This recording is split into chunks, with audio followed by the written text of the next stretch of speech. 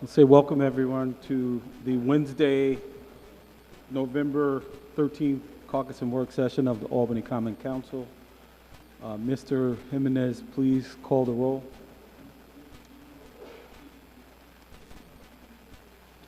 Adams. Present. Anane. Valloran. Here. Clark. Okay. Here. Farrell. Here. Flynn. Frederick. Here. Hoey. Here. Johnson. Present. Keegan. Kimbrough. Here. Love is absent, as are Robinson and Romero. Zamer. Here. That's 11 present. We're also joined by Council President Corey Ellis, City Clerk Shaniqua Jackson, Senior Assistant Corporation Counsel Brett Williams, Research Counsel Jake Iceland, Legislative Director Brian Jimenez, and Junior Policy Analyst Alyssa Kamara. Okay, thank you. So we are joined by Faye Andrews and Sam Wells. Our agenda's kind of short, so we'll start with you guys. You want to step up and share the info on the vacancy study with us?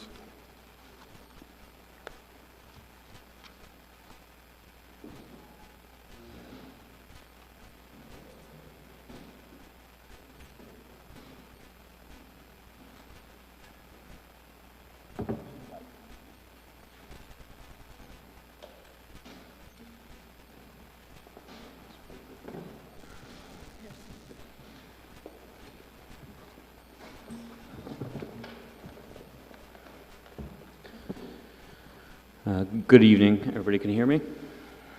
Awesome. Thank you all for inviting us to talk about the vacancy study now it's complete. Tonight, for those who weren't around in August when we last came back, we'll cover again what the ETPA and vacancy study are and why, and then the results of the vacancy study that we've completed. To start, so the ETPA, as you'll often hear, is the Emergency Tenant Protection Act of 1974. This act stabilizes rent in localities that declare a state of emergency. If, the vacancy rate for eligible buildings is below 5%.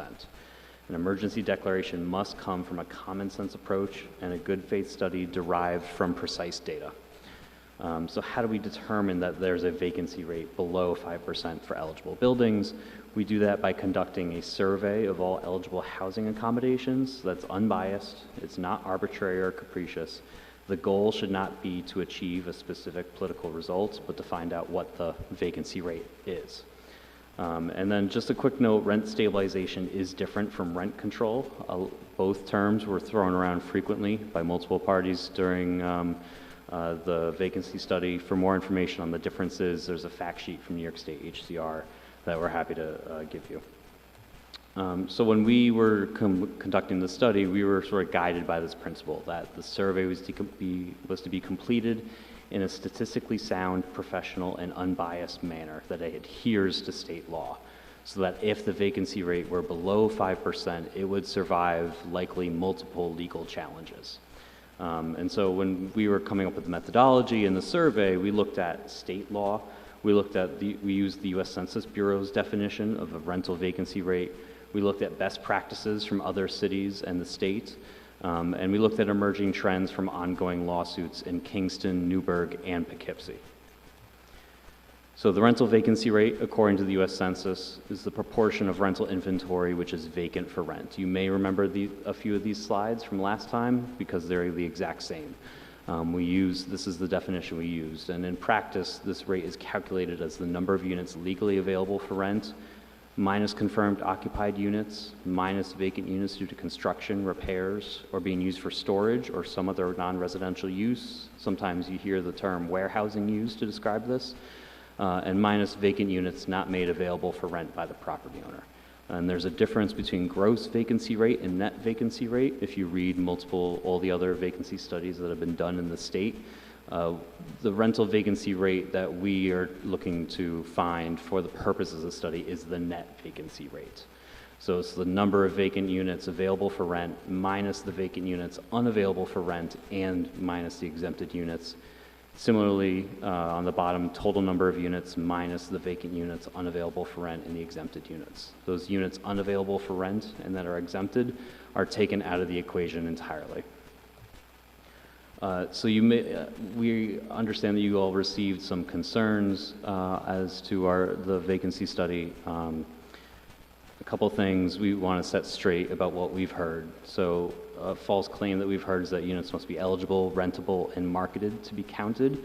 But the facts are that units must only be eligible to be included in the study. Units that are eligible but not rented for reasons outlined in state law, like being warehoused, are removed from the final calculation. State law does not require that a unit must be marketed to be included in the calculation, only that it must be available for rent.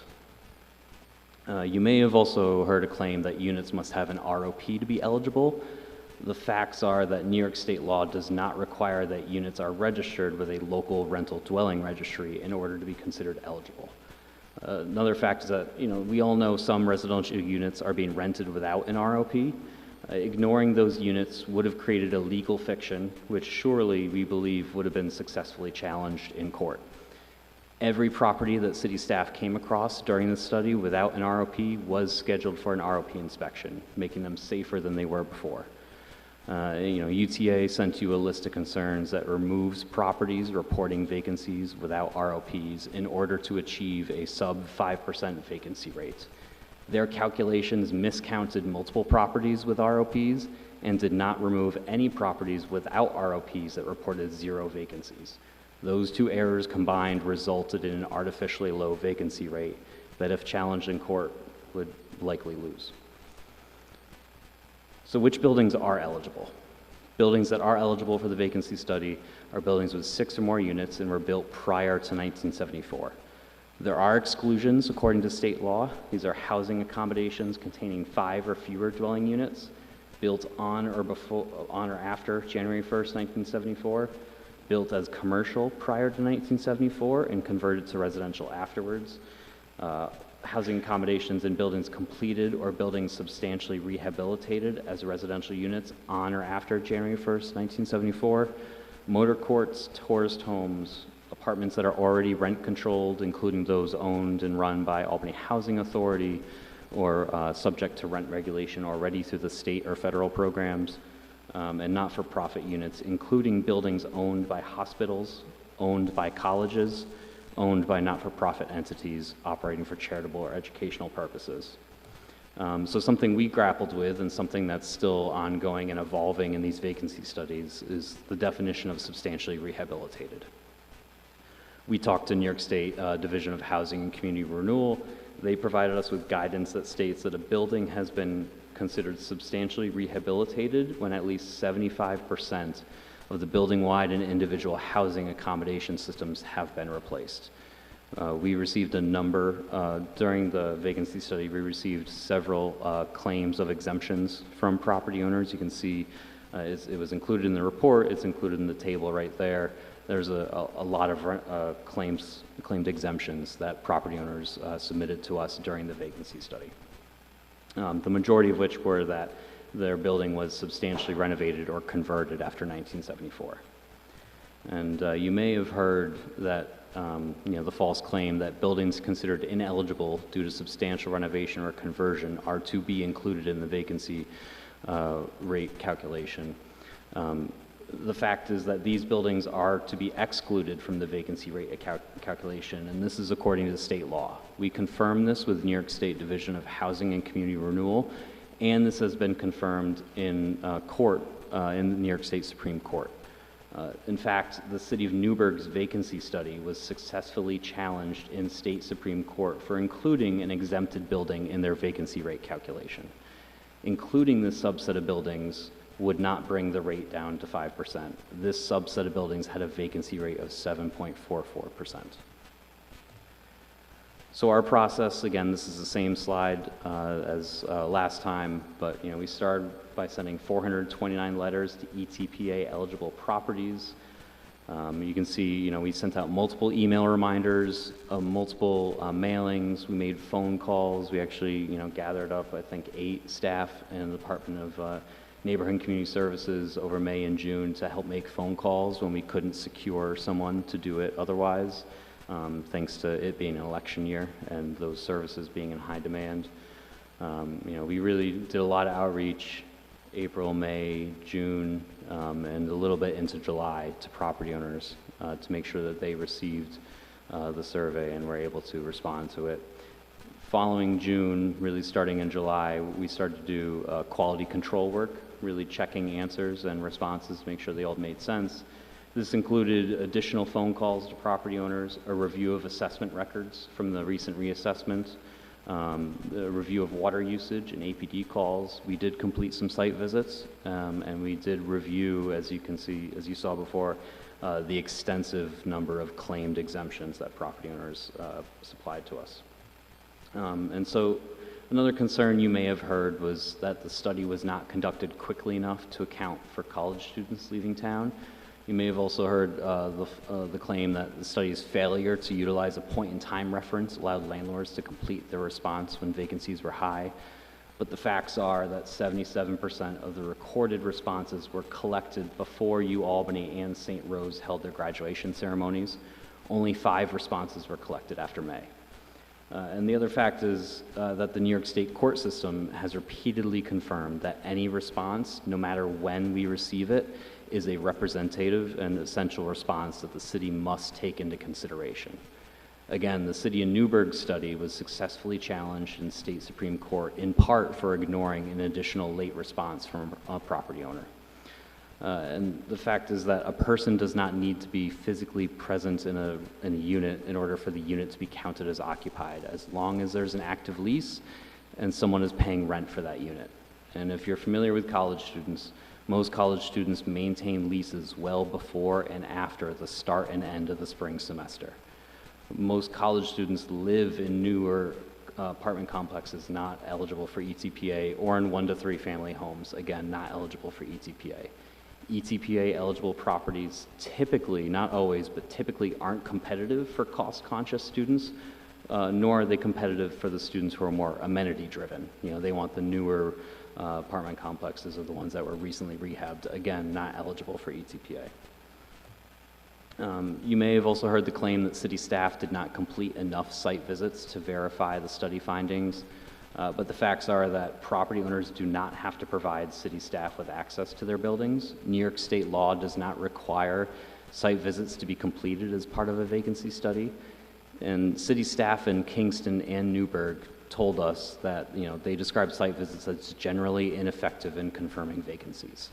And in order for us to be fair and impartial, which we are required to be if we want this study to stand to a legal challenge, site visits would have had to be conducted for a random sample of responses, not only the responses with the highest reported vacancy rates.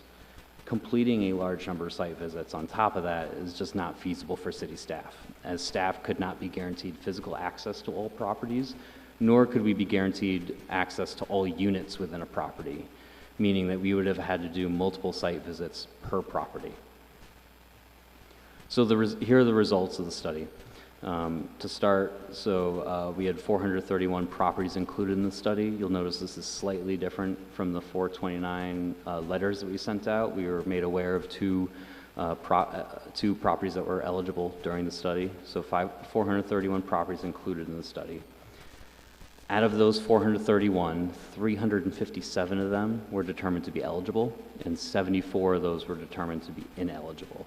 And again, this breakdown, you can see it here in the claimed exemptions, right? Out of the 164 buildings that claimed that they had completed substantial renovations or conversions, we were only able to prove that for 47 of them. There were 26 properties that claimed they had unit counts below 6. They had 5 or fewer units. Only 23 of those were true. And then there were 61 properties that claimed that they had subsidized units. Only 4 of those were correct. We ran those by New York State Housing and Community Renewal. I think the language around ETPA confused some property owners around subsidized units. Quite a few property owners assumed that because they received a Section 8 voucher, that was a subsidized unit, but the subsidy has to stay with the unit and not the person, and Section 8 vouchers stay with the person. So we received, out of those 429 letters that we'd sent out, you may recall we received 352 responses, and 79 property owners did not respond at all, for an 82% response rate. And our response rate was second highest amongst the state. You know, we surveyed 3, 4 plus times the amount of properties that other cities did. And yeah, we were the longest study, but we had substantially more properties than everybody but Rochester. We did the same, we did much more work than Newburgh, Ossining, Kingston, Poughkeepsie did in almost the same amount of time. And we did this in-house without a consultant, without any paid help, under budget as well. So after working through all the responses, determining which properties were eligible and not eligible, we determined that the total number of rental housing units eligible for ETPA was 4,701. Out of those units, 550 were reported to be vacant. Out of that 550 units, 160 of them were eligible but unavailable for rent. That 160 units gets taken out of the equation. There were then 390 eligible rental housing units available for rent. And so that 390, right, divided by the 4,701 brings you to 8.3%. And you notice that's slightly different from the report that we provided. The report we provided listed 8.33. There was one or two errors that didn't carry all the way through all the equations. So we've updated that and can provide you with an updated copy if needed. And then just some of our final thoughts. ETPA is an imperfect piece of legislation. In order for a municipality to opt in, we must clear a high bar. If you think about that 5% figure, you know, if you own a 6-unit building, if just one of your units is vacant, that's a 12% vacancy rate, right? So this is a very high bar for cities to clear and not easy. We also have a very low margin for error. If you've looked at the lawsuits filed in Newburgh and Poughkeepsie and Kingston, Newburgh lost their declaration because they miscounted 12 units in 3 buildings. That's it. That's the only thing that a judge found they did wrong, was miscount 12 units in 3 buildings. That's a very low margin for error. And these studies have to survive multiple legal challenges. Of the 5 municipalities in upstate New York, aside from ourselves, that have attempted to opt in, only one of them currently enjoys rent stabilization free of a restraining order. And 3 years after opting in, the city of Kingston is still embroiled in ongoing litigation. ETPA also does not provide for means testing tenants. There are multiple eligible buildings in Albany where the tenants who would enjoy rent stabilization are frankly in higher income brackets than many of our tenants in our neighborhoods. We also aimed to conduct this study in an objective and professional manner, free of bias, in accordance with state law. This does not mean that there isn't a housing crisis. It doesn't mean that there aren't problems in housing in Albany. It just means that we do not meet the specific legal criteria. So at this point, are there any questions? Mr. Johnson. First, thank you for your report. You know, in the beginning of this, we had some questions about the city doing it, and also with the department being new. So, you know, we've always spoken, or I speak about the respect that I have for Faye Andrews. So clearly, if this was ruled in favor of rent control, I'm pretty sure the landlords would have contested it. So I think that one of the first questions that I wanted to say is, how did you arrive at your metrics in regards to the number 6, and then the date that you chose for the buildings? So that's in state law. So that's not a choice we have to make. You know, 6 units or more, and 1974 is just enshrined in state law, and that it's a bit of a long story for why the state decided to do that, but essentially when rent control and stabilization were enacted in New York City in the 70s, that's what the number in That's the date and number they chose at the time. And so when ETPA was updated to allow upstate municipalities to opt in, they stayed with the same numbers. I can't tell you why, but that was a state decision. And then I noticed that you mentioned that you were able to find some discrepancies in some of the information that was shared by the owners. So that right there shows that there's potential for some of these numbers not to be as concrete as reported. There were a few discrepancies, but we ended up taking those properties and claiming that they were fully occupied due to those discrepancies, but it wasn't really due to the discrepancies. Is due to the lack of response we received from those owners. So you'll note in the report, there's one owner we describe as claiming in their reassessment that they were income producing properties while telling us that they were completely vacant. We asked for more information. You know, the timing, it could be possible given the timing of both claims. So we asked for more information and we didn't hear back from them. So they could be telling the truth. But we didn't hear back, and so we felt we had grounds to say that they were fully occupied. And my last question for right now would be, where does, and if you mentioned this, I apologize, but where does Airbnbs fall into this? Do they have their presence? Is that having an effect one way or another? Yeah. So you'll notice in the questionnaire, and it's included in a copy of the study, we did ask property owners, do you have any units listed on Airbnb? And I think there was a very small number. It was like 9 or something like that. And I believe, I'll have to double check, but I don't believe that any of them claimed to be vacant, if I remember correctly. But I don't know, Chris, is that something? Okay. Yeah, it was a very small number of claimed Airbnbs. We didn't find evidence of other Airbnbs in those buildings. Thank you. Mr. Ballerin. Thank you. And thank you, Sam, thank you, Faye, and your whole team. I just want to re-emphasize, I know a lot of work went into this, and I know a lot of, you guys dealt with a lot of negative comments from many of the landlords that you had to deal with. And I read that in the report, and I'm sorry you had to deal with that from those individuals. So I just want to make sure that you're all aware that we all appreciate the work that was done.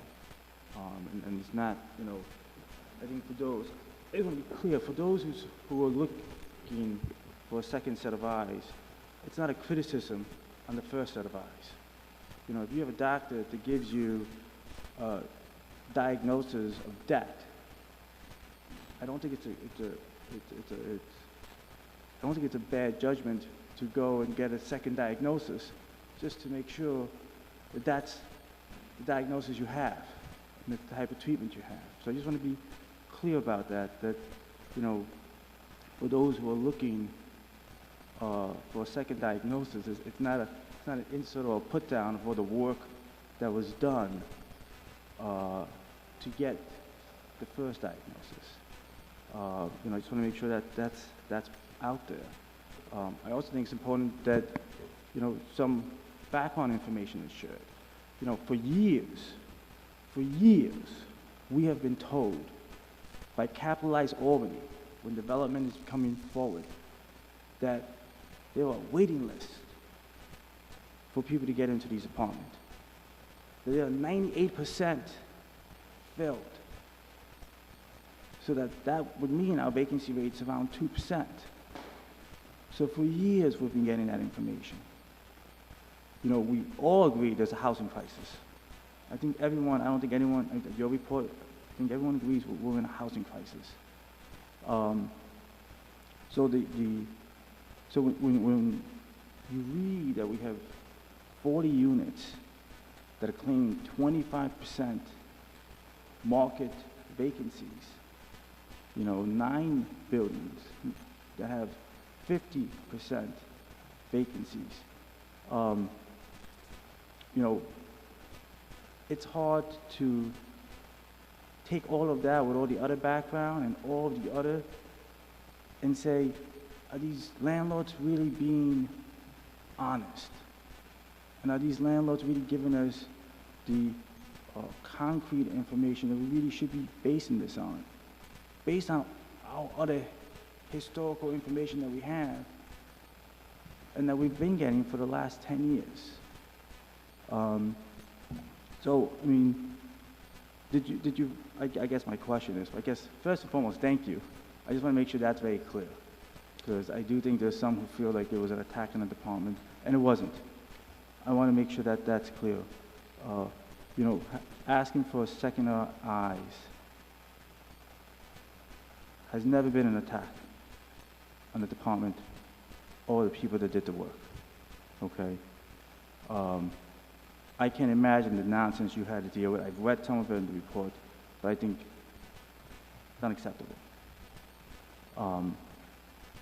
But is there more that could be done to verify those 40-something plus buildings that said they had a 25% rate or more? You know, because I think that's what we really need to look at. It's not the work that was done. It was how accurate was the information that was given to us, especially from people, for a group of individuals who have already, based on the report, already been unkind and already were being disrespectful in the way they were speaking to the staff when they were asking for those questions. So how can we better verify that that information was fully accurate? You know, I can't really speculate on what more we could have done. I don't think there was much more we could have done in the given amount of time we had. You know, we've talked with other cities, Newburgh, Kingston, Poughkeepsie. None of them have reported ever finding a property owner lied in their responses to them. Especially since, you know, the passing of, you know, the amendments to ETPA in the last legislative session that, you know, put penalties in place for lying to the municipalities. As far as I'm aware, there haven't been any cities who found a case. There have been inconsistencies with some properties across the state, but generally speaking, those are property owners who, you know, made a mistake. And usually city staff are able to you know, figure that out with property owners. A couple of the properties that we deemed to be fully occupied, I suspect, were just mistakes, and we never heard back from the property owner. There's one part of, say, Adams Park, for example, that I believe made a mistake on the number of units they reported, and we corrected that to the a you know, fully occupied, essentially. So you know, I can't really speculate on what more we could have done, unfortunately. And I appreciate that.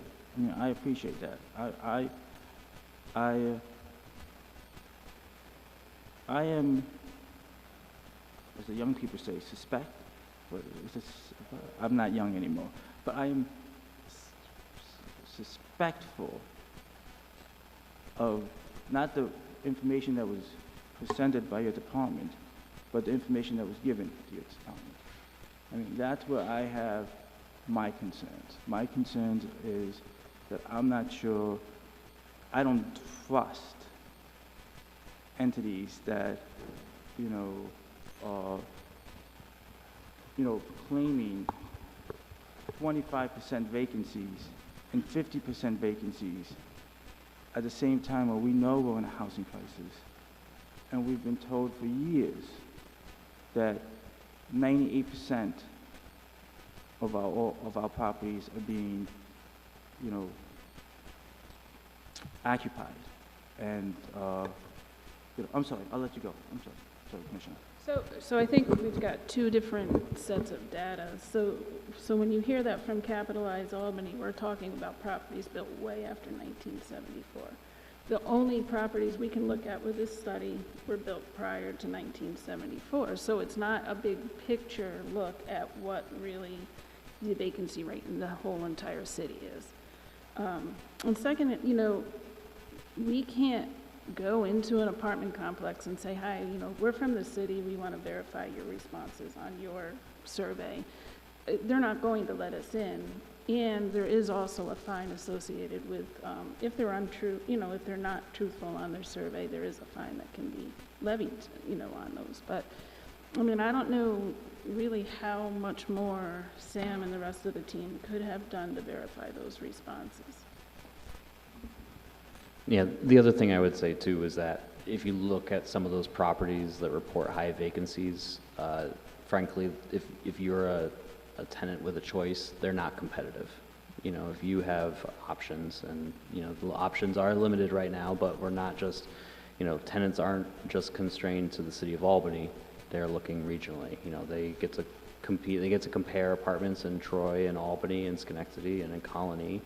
And frankly, some of those properties with high vacancy rates right now just aren't competitive to many tenants, either for quality or lack of quality or price.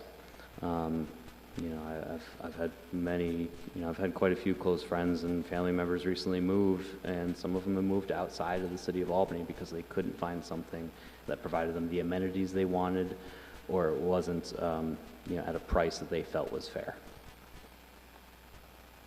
I appreciate it, and again, I appreciate your department taking this on, and this was always going to be a difficult process. This was always going to be a process that was going to create controversy, and I appreciate the fact that you were all willing to do the work to get us to a better place, and I do think that work was worthwhile, and it was appreciated.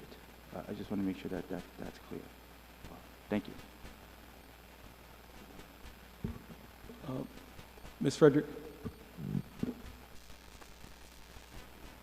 Thank you for your presentation this evening, but more so, thank you for your work over those many months to pull this together. It sounds like a pretty extensive effort on the behalf of those that were working intimately with this. And I know, Sam, you were very much involved, so I do very much want to start with thanking you for that effort that you did.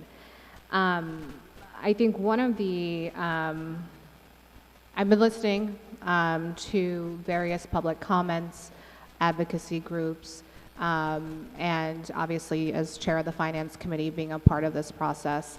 And one of, in my opinion, the largest concerns was the ROP classification. And so can you just confirm, and I know you state this here, but so New York state law does not require an ROP, so in that case, can you answer, would state law trump city law and therefore not be upheld in court? Can you just elaborate a little bit on that? Yeah, absolutely.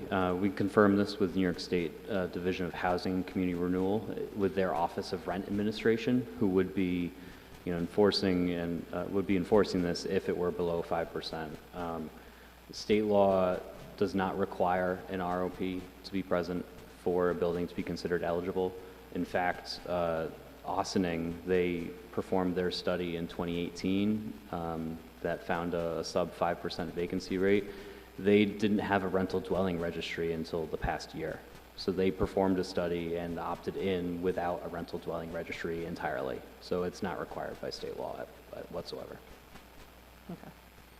And then I have another question for you. So Kingston is the one municipality that successfully opted in, and they had two studies conducted, one that did not qualify, one that did qualify. I know you did a lot of research on other municipalities that went into your collection, your report. What were the changes made from study 1 to study 2 to allow Kingston to qualify? I don't recall the specific changes they made. I could certainly get back to you with those. I think too they gave it a couple years in between studies, and we all know things change over time. Sometimes these things just need a little bit of time. So I don't recall what the specific changes were between the two studies. Okay.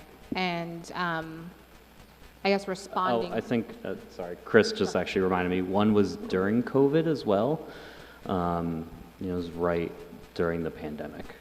So they felt that that was, a big enough issue to try redoing it in a couple of years. And I believe Kingston is going to be redoing their current study next year anyways.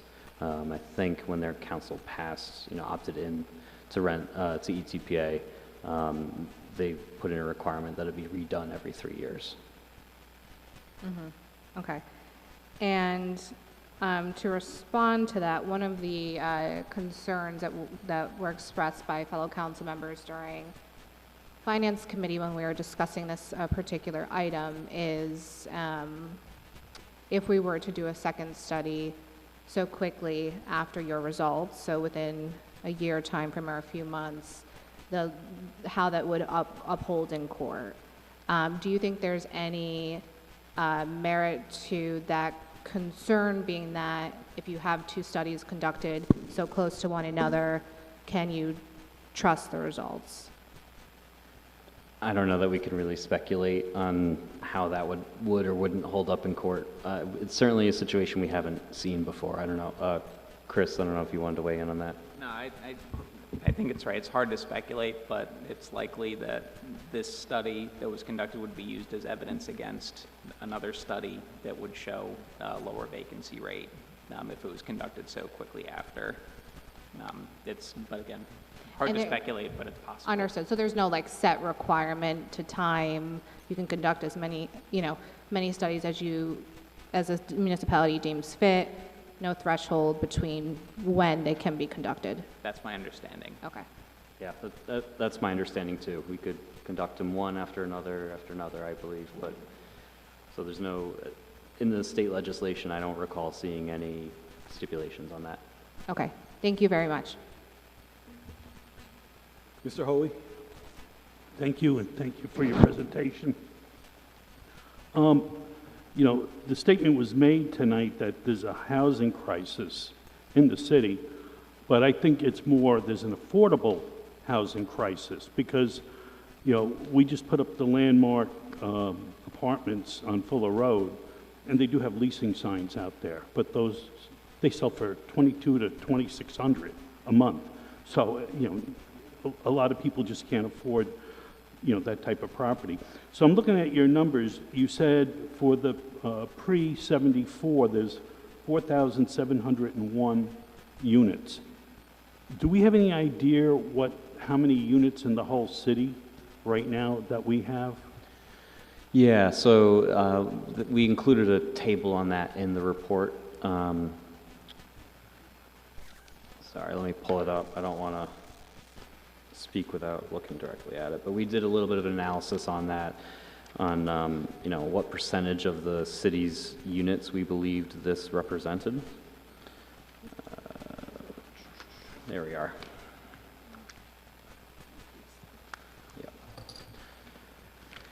Yeah, so we believe, perfect. Yes, we believe that there are roughly somewhere in the area of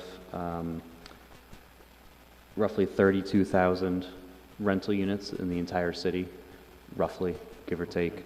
And then when you're including the single-family units, owner-occupied and rented out, you're probably looking at around 45,000 total housing units across the whole city, roughly. We go into some of the, you can see the breakdown of that by building type in the report. And we estimate that those 4,701 units represent roughly 14.5% of the city's total rental housing stock, and about little over 10% of the city's total housing units. Now, because it was based on houses built in 74, you think the thinking was that the rents would be cheaper since they're an older house, they haven't been fixed up? Does that get into play, or? I don't think that was particularly the cause for choosing 1974 and before as like the benchmark. You know, I obviously I think the folks who wanted to see rent stabilization on a political level wanted more, but that was what they could get, politically Okay. speaking, at the state level. Yeah, I'm just thinking myself that, you know, if a house is 50 years old or older, I mean, Yeah. you know, the rent should be a little bit cheaper, you would hope. And again, that's our problem, I think, is that, you know, with inflation after COVID, we know the price of eggs went from $2 a dozen, it's over $6 now when I went to the store today. Everything has gone up, and, you know, they're really putting a lot of pressure. Unfortunately, our salaries don't increase by 300%, but that's what, you know, that's how things we deal with.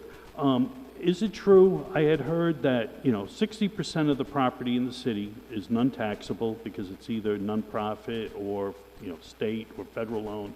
And then out of that 40% that's left over, that 60% of that 40 is rentals. Is that like kind of, have you ever heard that? That came up in one of the meetings.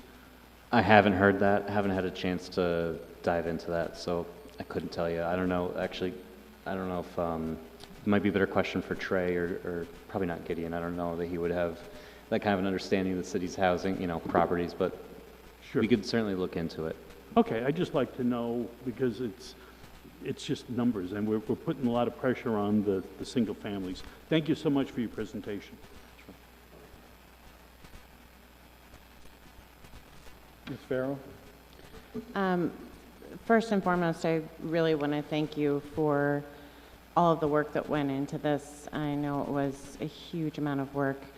And also being willing to do it. We put the RFP out several times and we're not able to even get anybody to do any studies. So having this brand new department step up and be willing to really dig into something that is incredibly complicated and a huge load of work, we very much appreciate it.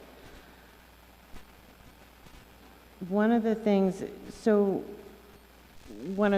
that I know I spoke a lot about with Faye, and I know a lot of other council members did as well, but we were very interested in making sure that we learned from what happened in other housing studies. So lawsuits, also how they were done. Can you speak a bit about how the lawsuits and exactly what the other municipalities went through legally informed this process and kind of the methodology of it? Because I think that would be helpful for us to weigh in, because I don't know that that's something that we would be able to have any other way. Sure.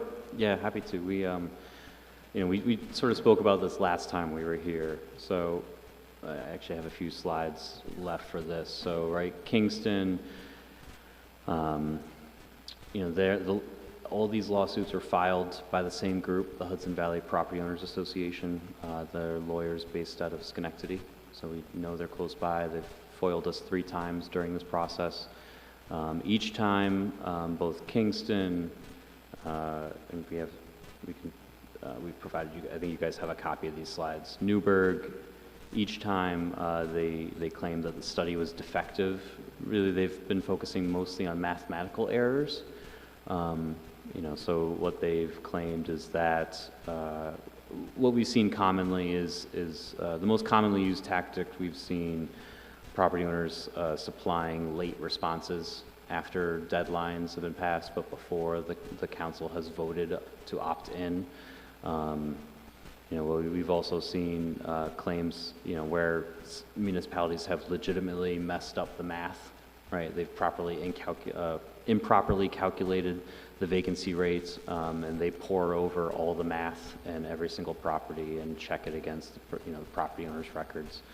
You know, we've looked at that, and that was part of the emphasis for why we did what we did. We also tried to anticipate what their next, you know, what the next challenge, where that would come from, and we suspected it was going to come from the exempted classes of buildings, right? So Newburgh, one of the smaller items in that lawsuit in Newburgh, was that they the Hudson Valley Property Owners Association claimed that Newburgh had improperly counted an exempted building, which influenced their vacancy rate. And they looked at a building that was not-for-profit or used by a not-for-profit to house vulnerable tenants. For us, we suspected that they would next go for the substantially rehabilitated. They tried it in Newburgh. It didn't work because the property owners didn't provide any information on what the substantial rehabilitation was. We included that in our survey, asking property owners, do you believe, has your property been substantially rehabilitated? What were those renovations? And then we went and confirmed those. And in some cases, we received, you saw the stats on it, we received quite a lot of claimed exemptions. So we did a lot of work. It was a big part of why this took longer than some of the others, was reviewing those exemptions. But that work serves to insulate us and protect us from those legal challenges. And we did that purposefully to prepare ourselves for that in case the vacancy rate did come back below 5%. I don't know, Chris, if you wanted to say more about that. Yes. Real quick, Sam pretty much covered everything. I'm Chris, by the way. I'm from the law department with the City of Albany. One of the things that the courts look for, the main standard, is has to be a study conducted in good faith, and then the results have to be derived from precise data. So study doesn't have to be perfect, but it has to be conducted in good faith and derived from precise data. That's what the courts are looking for. The way that this works with legal challenges is the other entity that Sam mentioned will either conduct their own housing study that challenges the one that was produced, or they will do an audit property by property to go through and see where these mistakes were made and then challenge the math. So the goal here for the team was really to be as objective, apolitical, and as unimpeachable mathematically as possible in conducting these results, knowing that someone was going to be going over it with a fine-tooth comb, trying to poke as many holes into it as possible. So really making sure that the math was all buttoned up, that there wasn't any room for error there. And the third last point is keeping in mind that, studies can be churned out in a couple months, like 3-4 months, but then you have to take into account the years of legal challenges after that. So while, yes, it might be great to get a consultant that can bang out a study in 5 months, but then you might be potentially looking at years of legal challenges down the line, kind of like where Kingston is right now. I believe their study was done in 2022, and they're still arguing before the Court of Appeals as of March. That's when the briefing is scheduled for March, so that'll be going past March 2025. So really making sure that we get it right while we're doing it, and I think this team did. I think they did a great job. So just making sure it's unimpeachable. Yeah, that was a big emphasis. Even if it took us longer, we wanted to make sure we get it right so that if it were below 5%, it would survive multiple legal challenges. And then with the substantially renovated piece, so that's something that because some of the concern that we've gotten is that substantially renovated was not included in other housing studies, and that it was the expectation that after the study was done, if rent control was enacted, then those buildings would look for getting out of it, which I'm blanking on the word right now, but we all know what I mean. Can you speak a little bit more about that? Because you touched on that. So your expectation was that would be another challenge? Another source of a legal challenge, yeah. We believe that not excluding that was a mistake from other cities, and some of them, may have been lucky that they weren't challenged on that. And we confirmed that in our discussions with New York State Division of Housing and Community Renewal, that those should not be counted towards the vacancy rate calculations. Okay, so there is guidance from the state, yes, saying that should absolutely be included. So just from our perspective, any future study that would be done would have to include substantially renovated.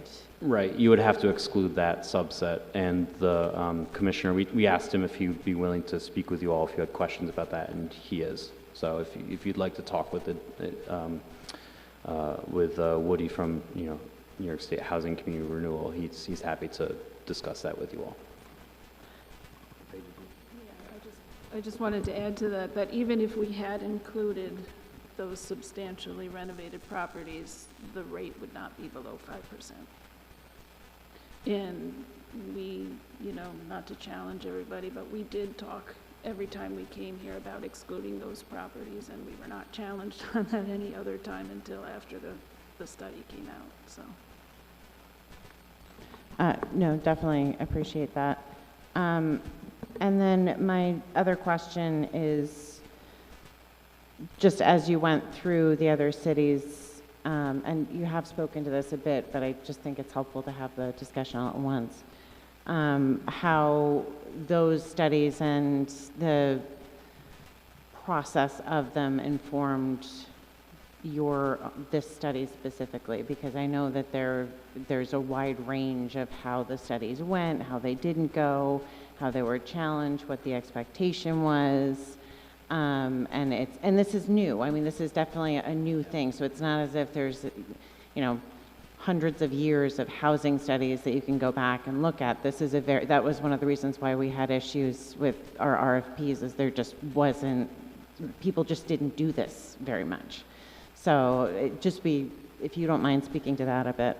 Yeah, I mean, we looked, not only do we read every study, but we read all the lawsuits on them. We we're on a first name basis with every staff member from all those municipalities who did a study or are thinking, or actually I think they're all going to be looking at redoing them potentially, including the city of Rochester in the upcoming year. They're preparing to issue their RFP now. We're on a first name basis with all those staff members who are running that. We've had multiple conversations with all of them. Yeah, we looked at their studies. Every study, the interesting thing is that we all are looking at each other, so everybody's asking us for our study and all of our information. So it's an evolving, living process that's continuing to change, and we're all learning from each other. Yeah, we've all had multiple discussions. There's a convening actually that brought a few of us together a couple months ago. We had us, Kingston, and Newburgh all in the same room. I had a pretty good chat then too, as well as a few other studies like Ithaca that we're considering it as well. So it's statewide. A lot of these upstate municipalities are all chatting about this and trying to figure out, all right, how do we do this, and how do we do this in a way that survives whatever legal challenges come our way. Because if you've looked at the 5 other cities that have done this and opted in, only one of them has survived a legal challenge so far. And frankly, they still really aren't out of the woods yet. Kingston still is embroiled in ongoing litigation. So it's, they're not clear yet either. So we're all trying to learn from each other because, we want our work to be unimpeachable, and we want our work to be what it's supposed to be. So. And one of the big pushbacks is the length of time. It was the goal of the council to have the data collected by May because of college students. To your point, and as someone who is currently paying for a college student, it's a 12-month. It is. I would love to find one that wasn't, but that doesn't exist in any place that my kids have gone to college, which is not all in the same place, I would add. But have you had any feedback on that? And this is obviously something that, we talk with advocates about as well, but having dug into it so much, obviously the length of time of anything can have impact on it. Can you speak to the length of time with it and what you see as some potential positives and negatives, like potential concerns, anything like that? I know that you're aware of what their concerns are, if you don't mind kind of really specifically digging into that, because I think that that's one of our sticking points, is that the length of time. And we want to make sure that we're doing our due diligence. This is something that the council has been really wanting to do for, I mean, many years now.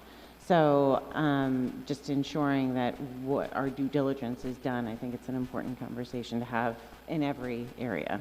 Absolutely. Yeah, we wanted to be thorough, right? As sort of Chris alluded to earlier, you know, if we rushed through this, used bad math and bad methodology, you know, we could have gotten it done in 4 months, but then we absolutely, you know, if it was below 5%, would have been challenged and would have been embroiled in multiple years of legal battles, and that is a waste of everybody's time and money, you know, whereas if we do it right, regardless of the results, right, we'll either win a legal challenge or we'll have learned something and be able to, you know, to do it again in a relatively short, you know, comparatively short amount of time, right, as opposed to Kingston, which is now in year 3 of legal battles over their study. So, you know, we wanted to be thorough, even if that took a little longer. We also ran into some difficulties we didn't foresee. The claimed exemptions, reviewing those took a lot of time. I spent several days in the basement of this building pouring through old permit records. You'd be shocked that, sure enough, this building was, you know, built in 1978, 4 years too late for the eligibility, right? And you know, those records are either in the basement of this building or down at the county hall of records. So I spent way too much time digging through those to find that. We also unexpectedly, you know, we spent a good 4 to 6 weeks making phone calls that we didn't expect to make, right? We wanted to secure a polling or phone banking service, but it's an election year, and they're all busy doing polls. You know, Sienna, we had a couple discussions with Sienna about doing the follow-up calls for us, and they just couldn't make it work with their schedule. You know, we wanted to use them. They're reputable. They're the best in the area. You know, we couldn't find anybody else, and so we ended up doing that ourselves for about a month and a half, which is a lot of time. And then too, you know, there was interest from everybody to do a bit of a larger study.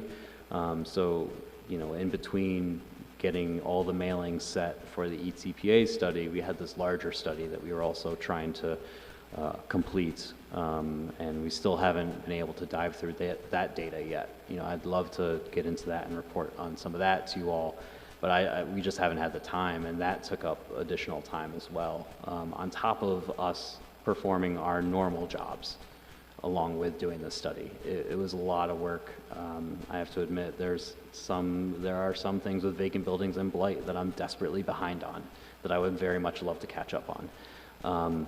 But, you know, we set some of that aside to complete this study, and others, you know, we had to do while also completing this study. So all that combined, you know, we wanted to be thorough, but we also ran into multiple challenges in doing this. And do you think the length of time, do you think if it had been shorter, the results would be different? Is there anything that going through this process that you believe would have yielded different results if it had been a shorter process? No, I don't believe a shorter process would have yielded different results. We had the vast majority of results collected by the end of May. And really most of them were collected, and the majority of those were collected in April. So no, I don't believe a shorter process would have yielded different results. Yeah, it's possible that it's possible that results would have been different but less accurate, because I think that there's a balancing act between expediency and accuracy that the department has to maintain, where you don't want to, you know, collect everything too quickly. I think the point about the substantial rehabilitated figures speaks to that, where they got responses in where I think, you know, what percentage of folks claimed an exemption, and then after some digging by the department, given that extra time, they were able to, you know, figure out that those numbers weren't as originally reported. So being able to, you know, to determine the veracity of the data and get a quick turnaround so that this council can make an informed decision is really important. Yeah, I can't stress enough the work the substantial rehabilitation, the substantial renovations exemptions took. I mean, there were some property owners who had recently acquired their building when they received the survey, and they said, you know, they told us, look, I know that this was substantially renovated, and I know roughly when that occurred, but the former owner has all the documentation of that, you know, and they would tell us, if anybody else has documentation of that, it's you guys. And so we had to check our own records.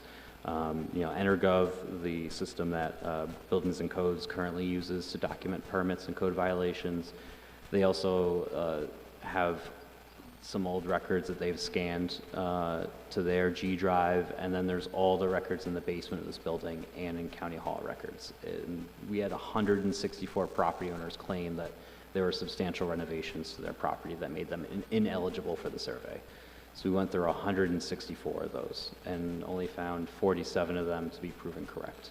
You know, the other problem with that is that the state law is relatively vague in determining what is a substantial renovation. You know, 75% of all building-wide systems, explain that one to me in a clear way, right?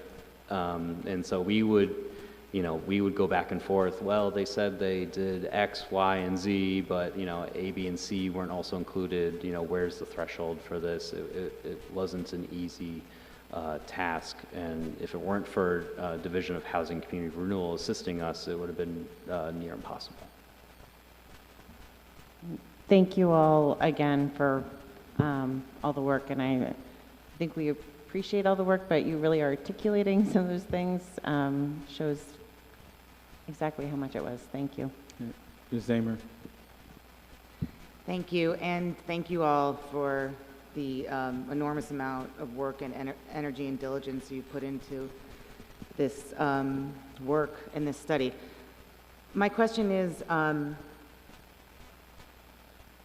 Councilmember Ballerin referenced like a medical diagnosis, which of course you would get a second opinion about, but you know, medicine isn't all math, and there's a lot of recommendations that different doctors may have about the same patient.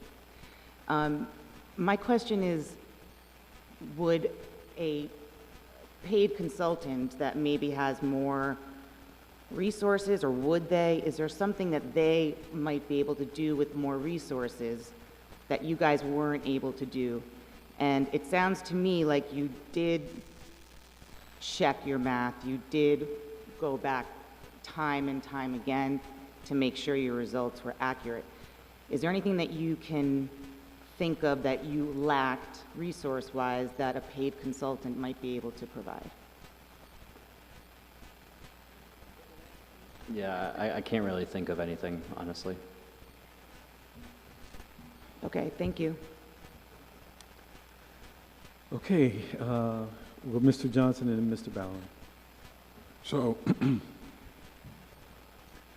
after listening to your presentation and some of your responses, I kind of wish we were first to do this, because anytime that you are anticipating lawsuits, you know, that makes me feel like you didn't push as hard as you would have if you didn't have Kingston and all these others to make you apprehensive. So, you know, that's the first thing. And then the part about discrepancies and numbers, you just brought it up again, that you were able to see that what was said wasn't always what was the actual truth. So I just say, I hear lawsuit, lawsuit, lawsuit. We have to understand that it's going to come up time that the renters are going to start suing as well for, you know, whatever positions they feel and think. So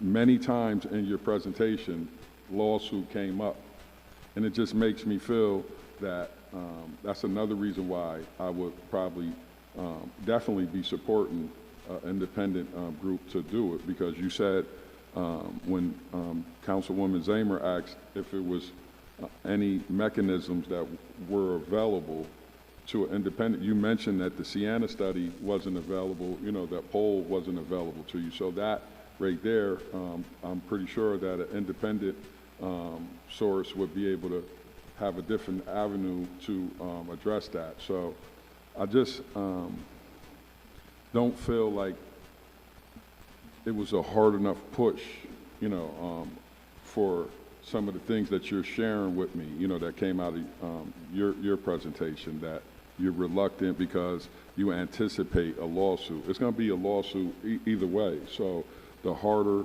that that you want, it would have made me feel more comfortable.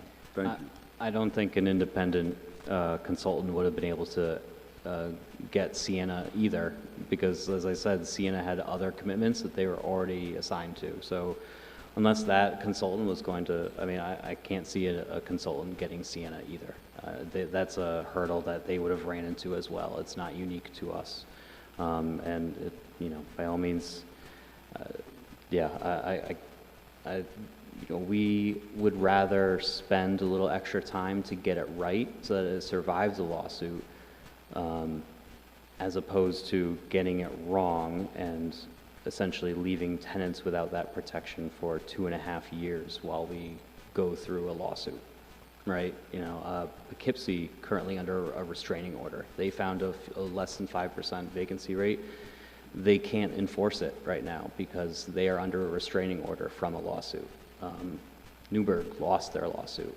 You know, it's been a couple years since they tried, and you know, it's a couple years that because they got it wrong, their tenants aren't enjoying the protections of rent stabilization. You know, so getting it wrong is also detrimental, is very detrimental to tenants. And, you know, we feel like we didn't get it wrong, and the nice thing about that is that if this body wanted to, you could try again relatively, you know, quicker than if we had a 2-year lawsuit ahead of us, right? So I think time-wise, this works out better for tenants, even if in the short term it may not specifically. And I honestly think that the lawsuit made us push harder. I think the concern about being challenged in the court of law for whatever the rate was, whether we're challenged by housing advocates or we're challenged by landlords, you know, I think that's what made us do our due diligence as much as we did, because we wanted to make sure that everybody was giving us the right data and we were confirming that data. Right. We take pride in our work, and I don't like being challenged by anybody on my work. I want to be right. So yeah, I worked my butt off on this, and proud to stand behind it. And I hope that I didn't make you feel like I don't feel like you worked hard. That's not what I'm implying. What I'm listening to and what I'm hearing is lawsuit, you know, the threat of a lawsuit. And so when you just, anybody that's operating in that type of mental space, it's going to be hard for them to be as aggressive as you would be if you didn't have the threat of a lawsuit. So that's the point that I'm pushing at and I'm getting at. So please know that. I totally hear you. The quick point is I just wanted to emphasize that we weren't trying to avoid a lawsuit at any point. None of this, we didn't do math trying to get to a certain number or anything. We knew that a lawsuit would be coming, so we wanted to be able to defeat it so that people could enjoy rent stabilization. So in doing that, we can't get aggressive with the numbers. We can't fight the numbers. The numbers are what they were, and our goal, like I said, it wasn't to avoid a lawsuit. It was to be able to successfully defeat it afterwards. And the methodologies used to do that were just making sure that our math was correct. Mr. Adams, then Mr. Ballerin. Thank you. Very briefly, listening to everyone's questions after your presentation, again, just thank you so much for the hard work. I don't think many people understand the amount of time and hard work it goes into doing this type of work and everything. But I've read every single housing study from all 4 cities in New York. I've compared Albany to all 4. The city of Albany did not do anything less compared to any other city. If anything, we went above and beyond pretty much all those other cities that were listed on there, to the fact that you did on-site visits to even confirm. Some of those other cities and places didn't even do that. They literally lay out their methodology, what they did to get responses, and again, as shown in our presentation, the response rate was higher than most of the other cities, showing that we have not taken any shortcuts, we have not left any stone unturned when looking at the data and information for the reporting. Also, when you look at the other cities and you